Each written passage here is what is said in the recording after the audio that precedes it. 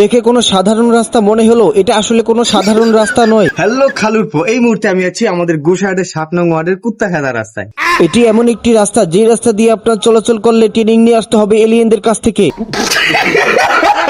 যাদের মাজায় ব্যথা, হাঁটু ব্যথা, শিরায় শিরায় ব্যথা, তারা চাইলে একবার হলো এই রোডে ভ্রমণ করতে পারেন। তার কারণ এটি এমন একটি রাস্তা, যে রাস্তা দিয়ে আপনি একবার চলাচল করলে হয়ে যাবে আপনার সব ধরনের ব্যথা উধাও।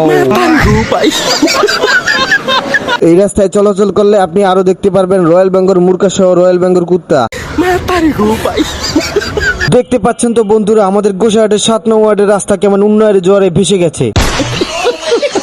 রাস্তার উপরে নদী হয়েছে নাকি নদীর উপরে রাস্তা হয়েছে সেটাই মিল পাচ্ছিলাম না আমি এখন বন্ধুরা এই নদীতে ও থুকু এই রাস্তায় খুঁজতেছি বড় বড় টাকি মাছ। 1960 সালের দিকে এই রাস্তায় টাকি মাছ চাষ করতো আমার নানা আক্কাস আলী।